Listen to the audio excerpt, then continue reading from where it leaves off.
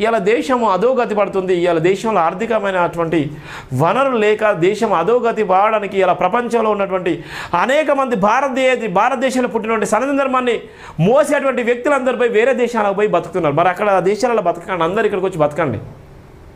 ప్రపంచ దేశాల్లో పోయి గులాంగిరి చేసేటువంటి మీ అందరూ ఇవాళ ఉన్నటువంటి సెంట్రల్ మినిస్టర్ పిల్లలు, ఇలా కేంద్ర మంత్రుల్లో ఉన్నటువంటి పిల్లలు, ఇలా వివిధ రాష్ట్రాల్లో పనిచేసేటువంటి బీజేపీ ఆర్ఎస్ఎస్ భావజన వ్యక్తులు మరి ప్రపంచ దేశాలకు పోయి మీ పిల్లల్ని చదివిస్తున్నారు.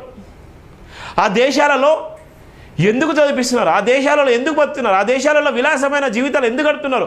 భారతదేశాలు బాగాలేదనే కదా, భారతదేశంలో కుల రాజకీయాలు మత రాజకీయాలు ఉన్నాయని కదా ప్రపంచ దేశాలకు పోయి మీరు బతుకుతున్నారు. ప్రపంచ దేశాలలో మీరు డబ్బులు దాచుకుంటున్నారు.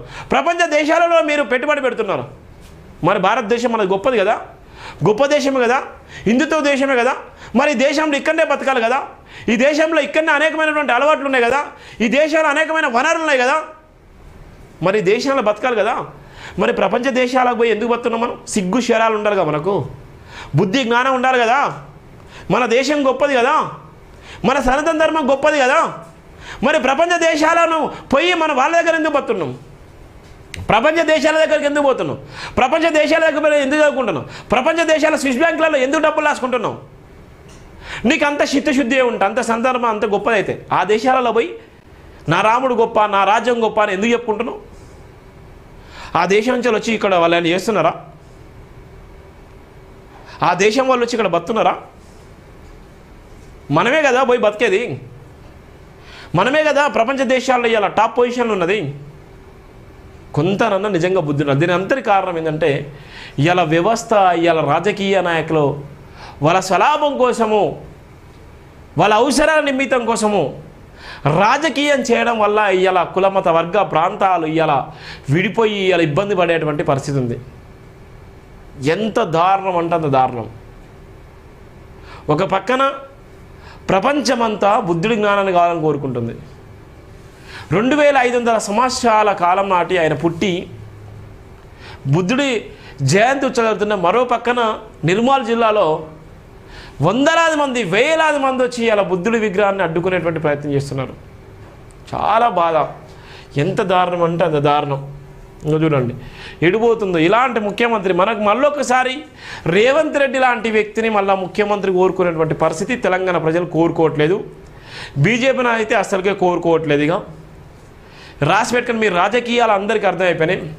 బీజేపీ ఆడేటువంటి డ్రామాలు, కాంగ్రెస్ ఆడుతున్నటువంటి డ్రామాలు, బీఆర్ఎస్ చేసినటువంటి డ్రామాలు, ఇవాళ ఉన్నటువంటి ఎవరైనా ఏ పార్టీ వాళ్ళైనా ఆడుతున్నటువంటి డ్రామాలు ప్రజలకు అంత అర్థమైపోయింది.